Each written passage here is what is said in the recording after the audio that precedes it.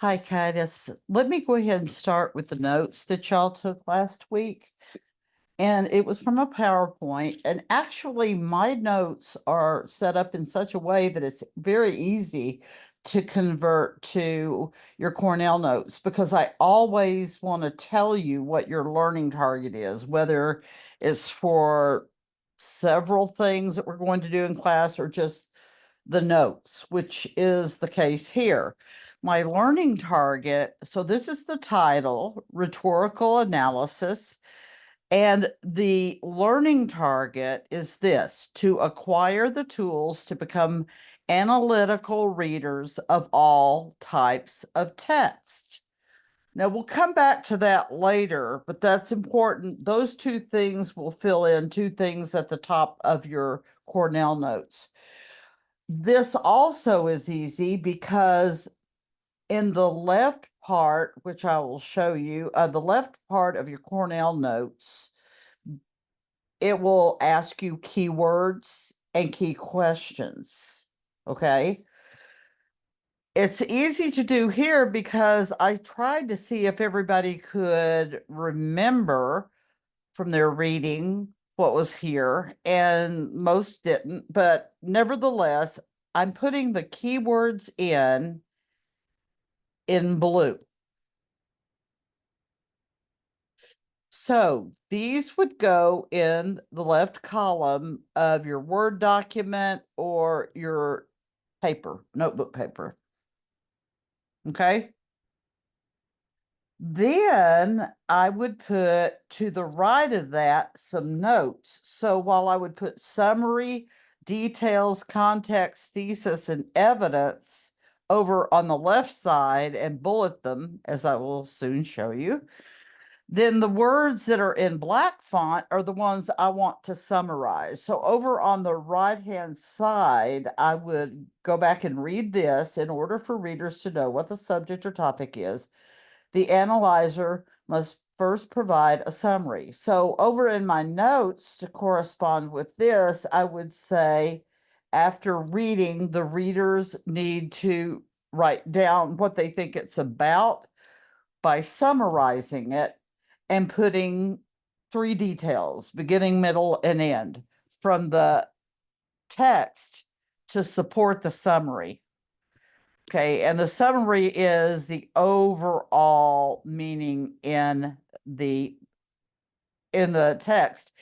It could be, now don't get that confused with main idea. Main idea is short, okay? But you want to put a summary, which is the main idea plus three supporting points from the beginning, middle, and end. So summary will always be longer. So once you've read it, push it away from you, don't look at it, and summarize it. And summarize three important points in that text that will support the summary. Okay. If you're trying to reread it and write the summary at the same time, you probably won't do a good job because that's not necessarily taking everything into account.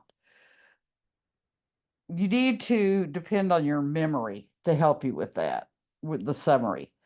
Okay, then on the right-hand side where it says notes, see, I've already put my key words over here. Well, on the left, I would put under keywords context. And then I would, on the right side, the notes would be, you must explain the larger context of the text to the audience. So let me summarize that. I'm just going to, or just summarize that, maybe give you the main idea. But basically, when you put context on the left under keywords, then you're going to put explain the bigger picture. Yes, maybe this applied to a an occasion like a commencement engagement as people were sitting and listening to it at the university. But how does it apply to us in the society or possibly the world? Then on the left-hand side, I'm going to put thesis statement, and I'm going to put thesis. Go ahead and put statement down if you want to remind you that it is a sentence. It's a complete sentence. So the goal of this analysis that you and your partner are going to do is to take us through that speech, that text, in a way that you interpret something. You will state this interpretation in the form of a thesis statement. So let's talk about Martin Luther King. And you can go read that. I didn't provide that for you, but that instruction sheet actually goes into detail. But let's say that you read that speech, which is really short. And what do you interpret his meaning as? Well, I told y'all that I interpreted it like it was a speech of hope, of possibilities that can realistically happen. So, how do I put that in a thesis? Well, I'm going to put thesis on the left-hand side of Cornell notes. Then over here, I'll put a bullet. I'll put a bullet there, bullet there under notes. And then I will say, my thesis sentence, or just say thesis sentence, will tell what my interpretation of King's message is. Okay. So I say King because Martin Luther King made that speech, I Have a Dream. So just remind yourself that your thesis statement, in your thesis statement, you're telling your audience who's reading your analysis how you interpret what the speaker is saying. I would say something, Martin Luther King delivers a poignant, which means very pointed, very, very important, special, whatever you want to call it. Martin Luther King Jr. Gives a speech. I may change the gives, but gives a speech of hope and possibilities to Black citizens of the United States. Okay, now how does he do that? Well, I'm going to talk about the three, and if you look at the instructions, how does he do that? Is he using pathos? I'd probably choose one of those. Is he using euphemisms? Is he using anaphorisms? Is he using metaphor? Is he using allegory? You'll only choose three things. Okay. Then on the left side of your Cornell notes, you will write evidence. On the right-hand side under notes, you're going to put this in your own words. In order to prove your argument, you must support it with reasonable evidence from the text or from other sources. In this case, we probably will, let me go back up, I'm sorry, use some outside sources, but you could actually go into the speech and give examples of words, vocabulary he used to tug on your emotions. Maybe it's an allegory, it's a story that he may tell that illustrates what's going on with the Black population at the time in the United States. And that would be an allegory. But these are the things have to have three reasonable supporting evidences, and each one will get its own paragraph. Okay, so let's go. You're still on your Cornell notes. You don't have to go to another page unless you write really big. But let's see what goes in the left-hand column. Text. Got that one again. This one, this one, this one, this one, this one, and be careful with this one because it goes down to the next line. Draw conclusions. Okay, and then one more. So all of these blue words are your vocabulary. It's your words. It's your terminology that you're going to be using. So you will bullet all of these. Bullets, text, bullet speech, bullet ideas. You get the drift, okay? And then summarizing and describing are the last two things. Now, that's all down the first column, which I'm going to show you here in just a minute. Okay, now you're going to go back in and text is on the left, and then you're going to write over on the right side the notes. So it says, for example, in political science class, you might choose to analyze a work of certain political philosopher. In communications or history, you might choose a speech, much like Abraham Lincoln or Martin Luther King. So first of all, you've got to have a text, and that's what you and your partner did. You chose a speech. I gave you a choice of 5. You chose one. So you've done that part. So over on the right part where it says notes across from text, you're going to say, first choose a text to analyze. Okay. Next, because you're tasked with generating ideas, okay, to help you. Actually, this is a sentence fragment. I don't know what happened there. Your tasked with generating ideas. In other words, that's your task. That is your assignment. You've got to come up with fresh ideas. To help you, you might find it beneficial too. And the way I did it is I put ideas on the left side under your words, okay? Then, if you read it with comprehension, generating ideas, like brainstorming, is the major idea. Then these go under it.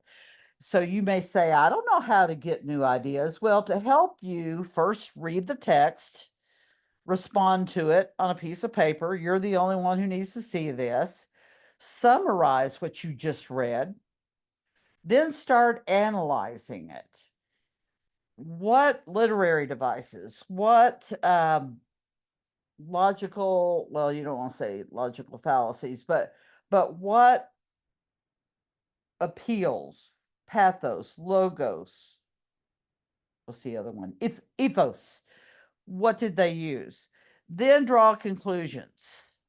Okay. And what you do is you go back and you come up with these ideas, and then you do all of this. And based on all of this, analyzing the words, the literary devices, and the appeals that the speaker uses, what conclusions do you draw? What message is he or she trying to get across to you, the audience? And that would be your interpretation. Also, there might be something else in there that may not necessarily be a part of your analysis, but you think people should know it because you think generally they may not know it about this person or about the speech. For example, I would have put something about Lincoln. If this were on the Gettysburg Address, I would have said something about he was not the main speaker that day. The main speaker had a 15-minute speech. Abraham Lincoln's was only 2. However, nobody remembers the man's name who gave the 15-minute speech, and they don't remember what it was about. But they do remember President Lincoln's 2-minute speech. I didn't know that. I'm an adult. I did not know that until I did some research on that. That might be something noteworthy, and it might be something you want to put in your introduction. But just if you find something interesting, just jot it down, and hopefully you'll probably be able to use it somewhere in the paper. Then what is your initial reaction to the argument, the language, and or images? So let's go back to Martin Luther King, and let's just say he's making an argument that all these things can be done. Well, you and I have the benefit of hindsight. We're already in the future. We're seeing the things that Martin Luther King didn't see. And so I'm saying to myself, this man's speech had much to do, and not everything wasn't due to the speech, but he had at least 50%. You would give him 50% responsibility, I would, for expressing to the world or to the United States that Black people aren't going to really take it anymore. We'll be nice, they'll be nice, but we've got to see some change. So that's my initial reaction. I look back at him, and I don't know if you know what a visionary is, but I think he did actually see those dreams. I think he actually saw them in his mind, especially his children holding hands with other children and playing and studying and getting married to one another. He saw all of that. So I think he was a wonderful, very, very, how do I say, powerful visionary who saw good. And he did see some of it happen when he was still alive. But so much more came later. And even now in 2024, there's a bunch more coming. So, what I say is that my initial reaction is wow, what a man with a positive look into the future and believing with all of his heart that it would come true. Okay, so that would be my initial reaction. That'd be my first reaction. Then end by summarizing or describing the text in your own words. So, what I would do is I would summarize it. I would summarize it by saying that he talked with these people. I would tell you where it was that he happened. I believe it was at the Lincoln Memorial. Why did he choose the Lincoln Memorial? Well, history should tell you that. It was something that happened a little less than 100 years before that date, 1963, that he gave the speech. So you would support that message of hope and all of that and possibilities, and then with whatever it is, your interpretation, that's the same thing as your thesis statement. You would do that. Okay. So then let's go here. And I think, yeah, I think I did this one too. Okay. Analyze the argument, understand the text, understanding what you understand, what that speaker or writer, in this case, it's a speaker because it's a speech, but it could just be a story or a book you read. What does that person want you to believe, feel, or do? The main point the writer is trying to make is the thesis. This is going back and emphasizing things you've written before, but you need to write them. The support is claimed by reasons, which in turn are supported by examples. You'll give examples from what you read. To appear unbiased, the writer should offer counter arguments. Unbiased means you're not prejudiced. Okay. Unbiased means you look at me, you say, okay, she's white, I'm black. I really don't care. I see her soul, I see her person. And that's what unbiased is, because you don't want to appear like you're siding with one side or the other. That you don't want to come out sounding like Martin Luther King was absolutely perfect. He walked on water. You don't want to do that either, because he was a human, okay? And as sure as the day we're born, we're all going to die. So he was human, yes, but you want to show a flip side. So, and what I told y'all, and I may have to help you in your group, you and your partner, you might want to look at something, for example, that I brought up in class. I don't want to go a whole lot into it, but yes, even though he had these great visions for the future, many of which have come true, he didn't live to see all of this. But so I would maybe take it from there and say, while he had these great visions, and maybe point out a few things that were good that happened in his lifetime, I want to talk about things that happened maybe right after he gave the speech. I believe I did do that. There were some bad things that happened. to Black people after that. And most of them were in Alabama and Mississippi, but Alabama the most. So that could be the counter argument. Even though he said these things, people, so many didn't listen anymore. Okay. Their hearts were just too hardened. You don't have to say it that way, but then what authorities or other sources are cited? And are there any logical fallacies? And create a thesis. So, where do these blue words go? That's right. They go on the left side of your Cornell notes. All of these. And I'd put a bullet there. Okay. Then what about on the right side about notes? Well, let's summarize that. Analyze the argument. To understand the text, you must understand the argument. What does the writer want you to be? Okay, I would just put there, what does, I guess you could say writer or speaker, go ahead and say, you could put this in other words. What does he want you to, what's another word for believe? Believe is more emotional. You could say, what does he want you to think, or her? What emotions is he tapping into, or what action does he want you to take? Put that in your own words.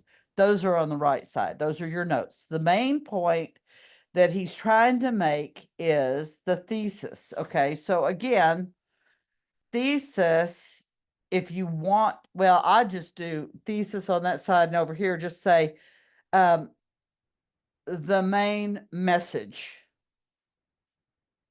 the speaker or the writer wants to get across. Okay, then that claim here is your thesis. And you could put thesis beside, well, you already have it. Okay, this claim is supported by reasons, which in turn are supported by evidence. So then over here, you're going to go the thesis supported by evidence slash examples. Maybe it helps people understand a little bit better if you say examples. To appear unbiased, in other words, not prejudiced, you should offer counter arguments. So you have counter arguments over here, and then you need to write over here across from it. In this case, I just put I, because you're the writer in this case. I should not appear one-sided. One-sided. In other words, you're only seeing one side of an argument. Then the next, you've got authorities over here. Then you're saying this is really important because what sources did okay, authorities. Then on this side, what sources did I use from the DC database? Let me write this right here. What sources did I use? And we'll be talking about that from, I'll just say the Dallas College database. No, actually, it's the databases.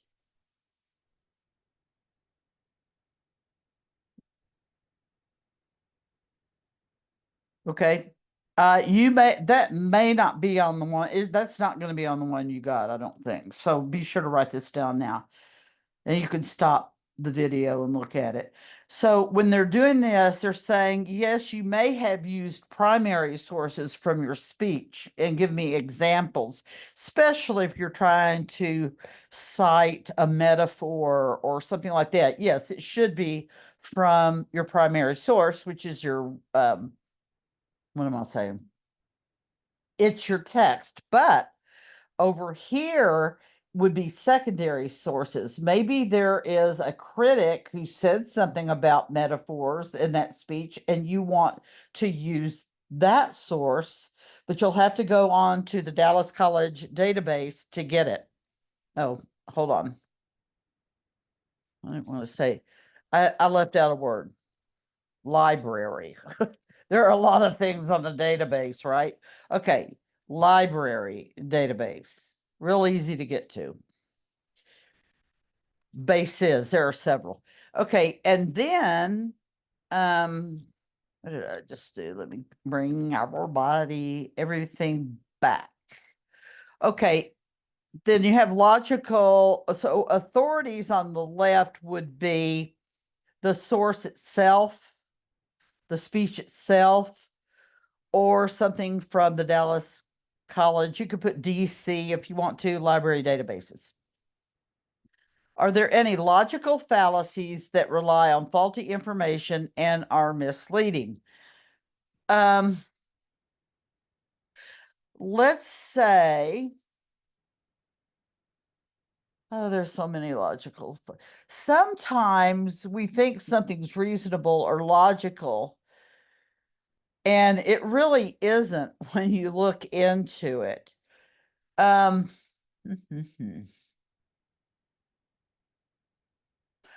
One could be that you see a guy and a girl walking on the campus together, and every time you see them, they are together. In fact, they even have two classes together.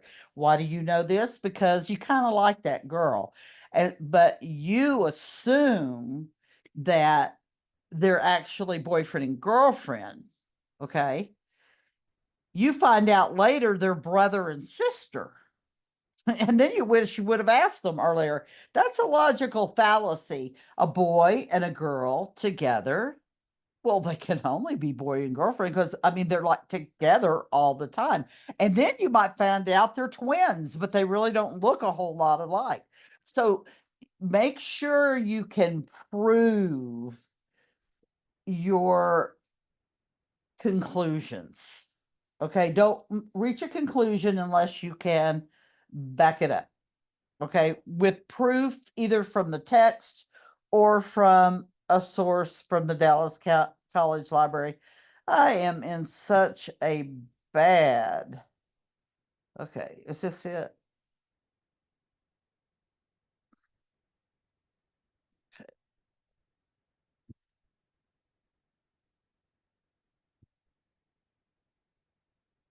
I think that's where I was. Okay, and then you end by describing, summarizing, and describing the text in your own words. Okay. So again, they keep telling you summarize, describe, try not to use their own words because you're going to have to put, if you lift a sentence out or use a term that you're using from your text, you have to put it in quotation marks. And if you do that, you have to cite your source, and I'll show you how to do in-text citations. Don't worry about that right now. Okay. That should be the least on your mind, but just know, try to put things in your own words. Now, there are two more. There's this one and that one. Okay, you don't have to do this slide. So let me pull up what you're going to have to do. So just hold it for just a moment. I've got to go back over here and pause. Okay.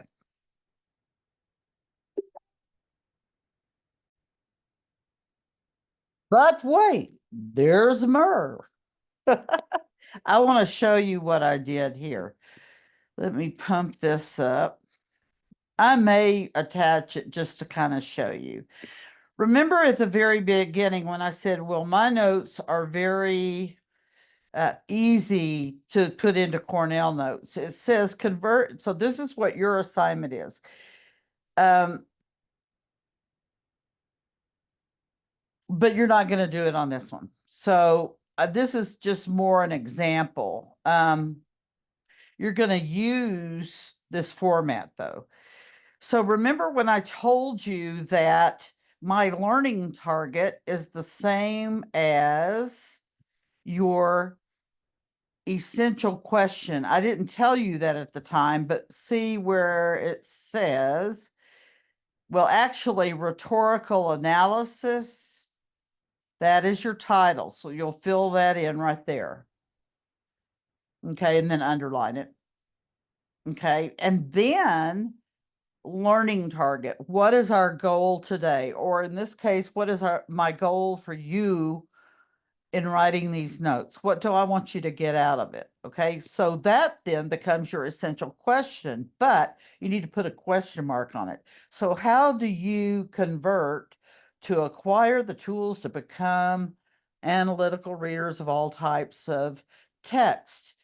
Well, you simply put put how at the beginning, or what tools.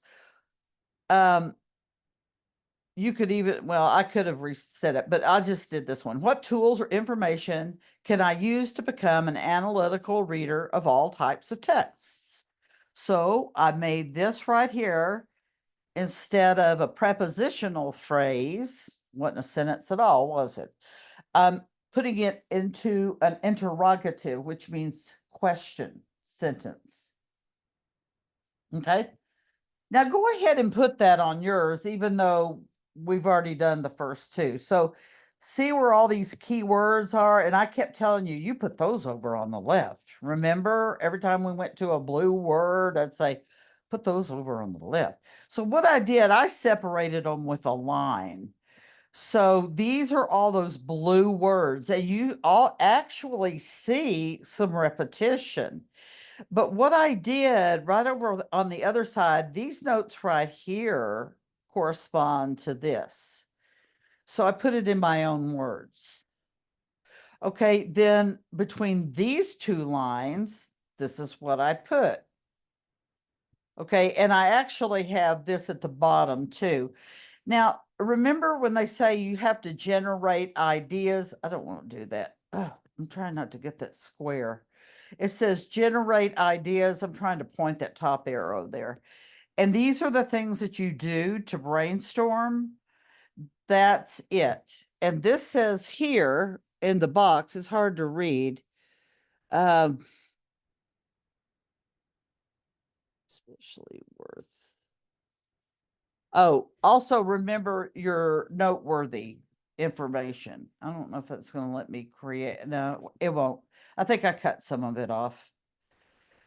Okay, so I put these under it. Now you could just put those smaller bullets, because you see how I did that. I had to pull them back over, but that's what it's asking you to do here. Okay, and then summarizing and describing. I said end with a summarization and description in your own words of what you just read. Then when you're finished, which we aren't because you have two more that you have to do, that's when you summarize it. You put it all together. You would say, whether I'd probably put up here the tools I can use to become a better analytical reader are, and then say, put it in your own words. Don't just give me a list. If it's mentioned once, then mention it only once. Okay. And one way you can do that is going over here, up here at the top, and you go edit. Oh, I already did. You go to edit, go to find, and how many times did they have summarize? Well, all right, let's look. Summarize. But there is something I did. Oops. Okay, so summarize or summarization.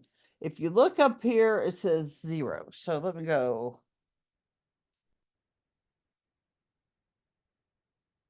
All right. They're saying once. I don't think so. I think it's over here. But look, summary 1, 2, 3. So it says one thing about it here. Maybe I would wait until the end and just say this is the third time down here. Summary, the words, a version of the word summary is used 3 times, because that is a very important part of analyzing. Context, I thought that was in there several times. Details, I was thinking describe. That might, but go back and look and see what you can find. Okay, so when I'm saying the notes here, this is the black part that you're putting in your own words, the black font. So this is slide 1 and this is slide 2. We still have room. We're not ready for the summary yet because we haven't done all 4 slides. That's what you're going to do. Okay. I will try to attach this. Hopefully I will do that. Let me stop this for just a moment and show you how to go about this. I'm sorry, I'm twirling this around too much.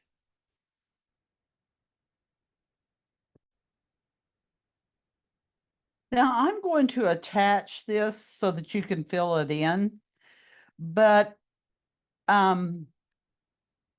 normally it would be page 2. I don't really know. Okay, so remember the learning target was to give you the tools to be able to be a better analytical reader and writer. I would just say this. So you have to ask it in the form of a question. So it's not the same as the other one I just did because I can't remember the wording, but you would want to keep it the same. But you could say, how can I learn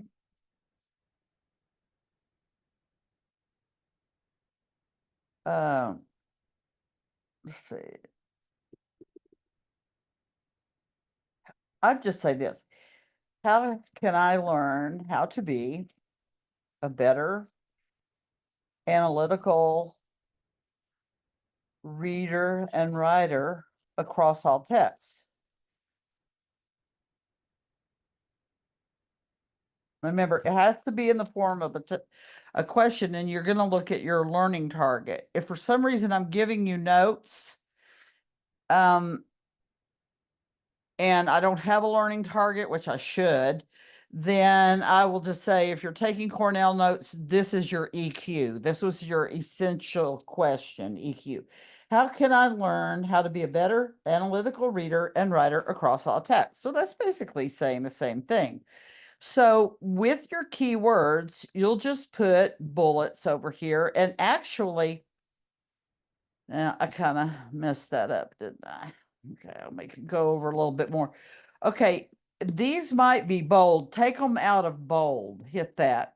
Okay. If you hit Shift and 8, it'll give you an asterisk.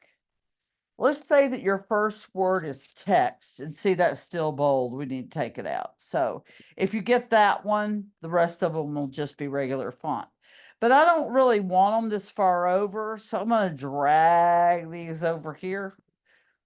You can do whatever. I don't know what the first word is. We'll find out here in a minute. And then I'll summarize the situation over here. So let's look at what I'm going to give you to write from. I'm giving you really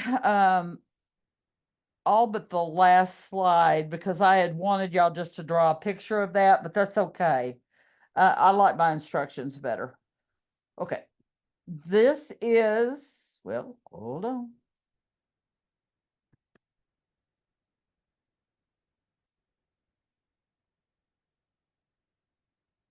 Okay, I'm going to give you only these 2. Now I will send you the whole PowerPoint just for you to look for reference. But your assignment is from these 2 slides. Okay, so let's look at this.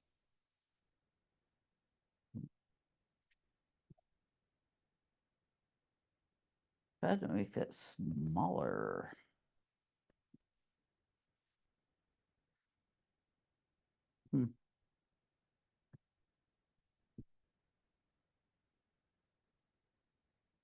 All right. So this really does need to go down. Stop it. Let's see. Ooh, or like that? No. I don't know what I've just done, but I can get this back up. All right. I wish I could move this screen. It's just not letting me do it. Let me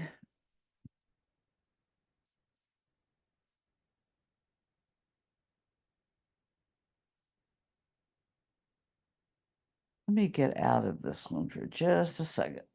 Okay. Now, let me go back over here.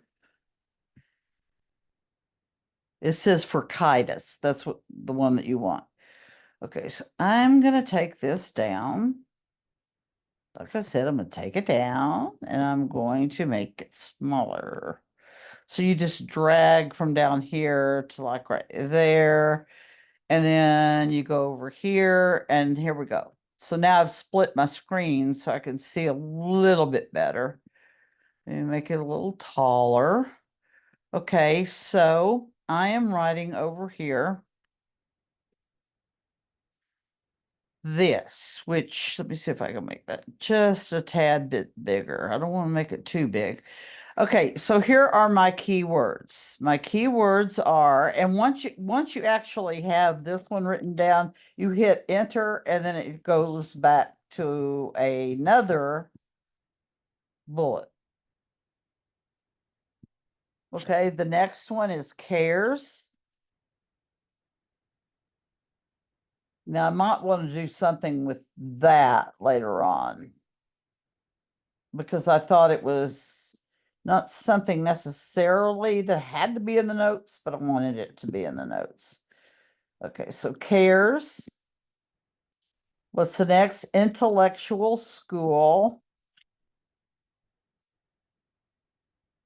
Maybe they're a mathematician. Maybe they're a historian. Maybe they're um, a philosopher. And then the last one is academic discipline. Okay, I can go back and change that bold later. You might want to just do that. The next one is credentials, other works,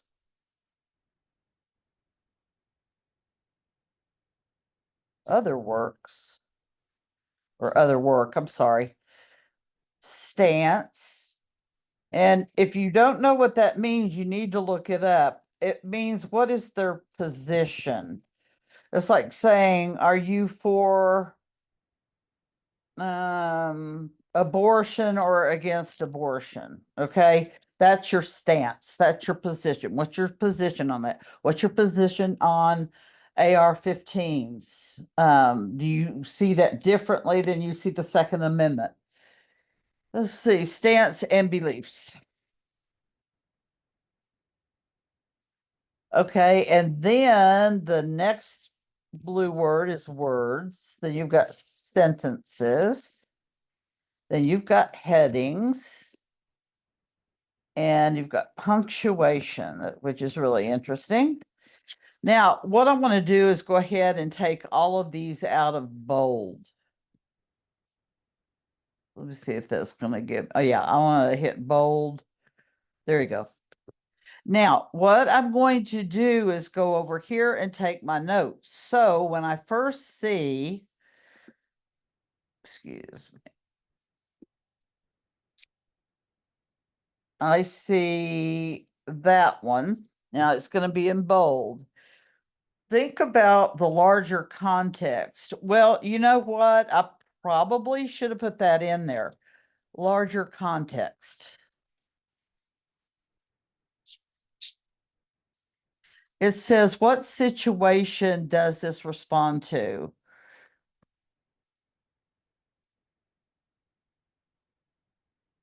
There it goes again. Try to keep them kind of lined up.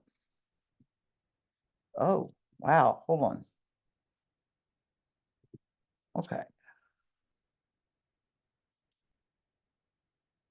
That actually should not be there. Hold on just a sec. This is supposed to be blank. Okay, so let me just start here, then I'll get the rest of it for me. Oh. Okay, so right here, I want to go, I'm going to just take it all out there. Okay. let's go back over here, and it does say,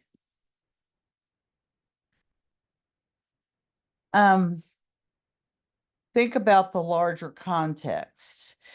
Okay, and then this says, what larger conversation or situation can this apply to?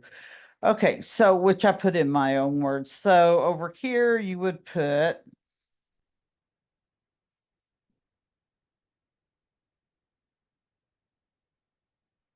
beside the reason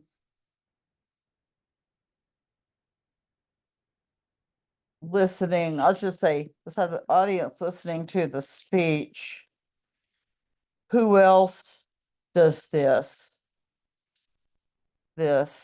speech apply to? Okay, I don't know. This is doing a new thing where it's putting a period. Okay, maybe it's just my pinky finger. I don't know. Who else can this speech apply to? You know, it's just like Abraham Lincoln. Those people are dead. However, how does that still apply to us today? Because we said it did. So, okay, so that's how I put that in my own words. You don't have to say who cares. And then, do any words or terminology possibly reveal their intellectual? Okay, does the vocabulary the speaker use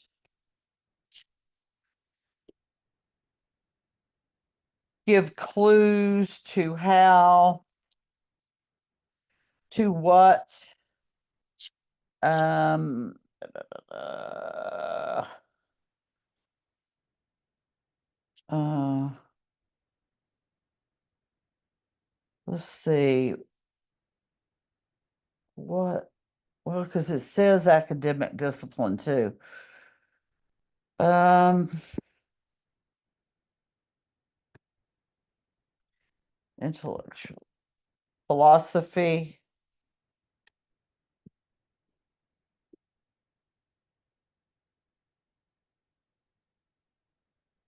he's the speaker subscribes to. It doesn't have to be that flowery. Um, can you tell what academic field? Ah,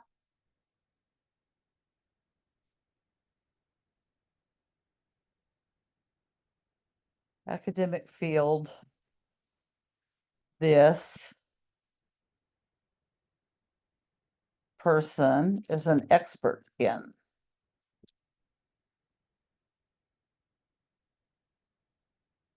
Okay. And that would get your academic and then what you would do is you would consider what you know about the writer, what are his credentials, other work, stance, and belief. Okay. I have to move that down. What are the speaker or author's beliefs?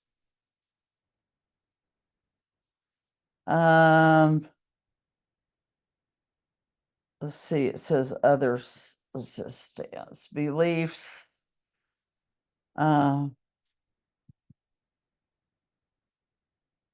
philosophical, um, leanings. Does he lean? And expertise. For example,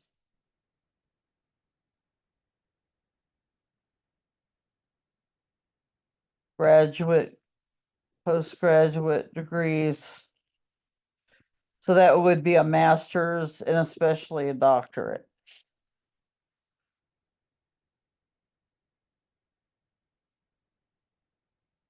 certifications.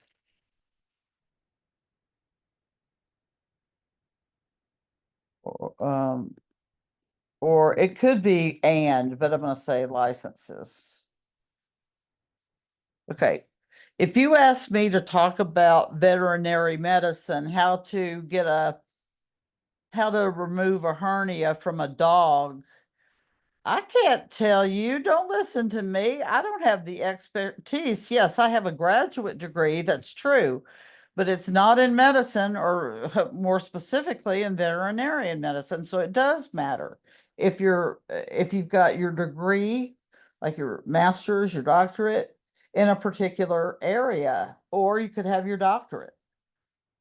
Like I said, that's even better, even more believable, or should be. Okay, all right. So then right here, texts are composed in different parts, words, headings, all of those different things, and sometimes images as well. Okay. So that would actually go with beliefs. So let's do this. This is okay.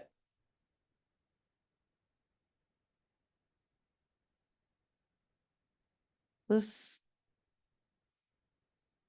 these really go together. I'm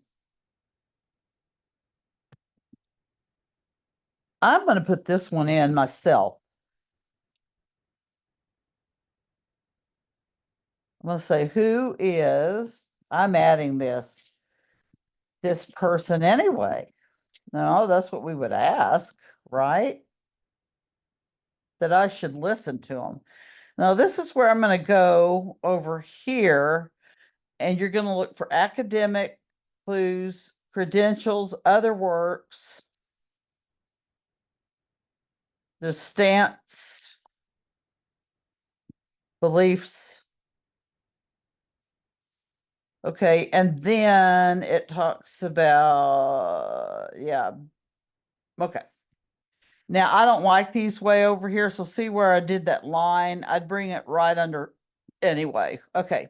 Then I would say, oops, pay special attention to. So I'm actually putting this in. So it's kind of like putting notes over here. To his or her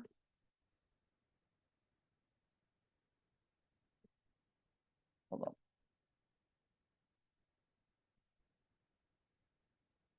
her, whoops.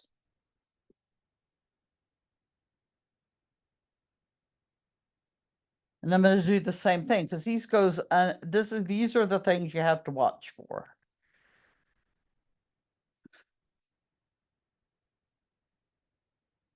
So these things that I put in that are extra, I'm going to put them in bold because those are my notes. So these bullets go under this. These bullets go over because this is what is going to tell you more about them. Okay. Also tells you about the tone, if it's humorous or whatever it might be. Okay, now I am all of this is done. Okay, I'm going to put this back up. Uh-oh, Padedio. Okay, I'm gonna put this back up like that, and then I'm gonna start the last slide down here. Okay, so hit that space, you can hit shift asterisk space, no, I'm sorry, shift 8. Okay. I don't know why the writing looks like that over there. It's bold and I don't know why. I really don't. So let's go over here. I'm gonna make it 12. So all of it, oh, I think I'm gonna make it 14. It'll make it a little bit bigger. Just for notes, you can't do that on your essays. They have to be 12. Okay, let me put this down. All right, now you're going to the last slide and you're going to do the very same thing. Okay, then go back to the original one where I did the two, and you actually have the Cornell notes for that. And then you do the two that you did. I think you can get both of them over here. If you want to, you can make this smaller. If you think, I don't think you're going to need more room, but I do think that you could take this one out, that space. And you can either put a new line in there or just make this one shorter and put it over there. Hold on just a sec.